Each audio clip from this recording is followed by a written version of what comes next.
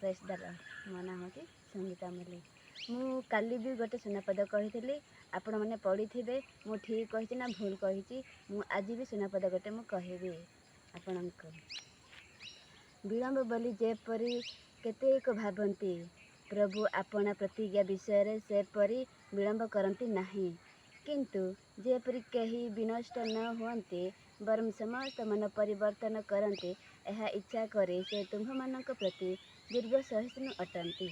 आमेन।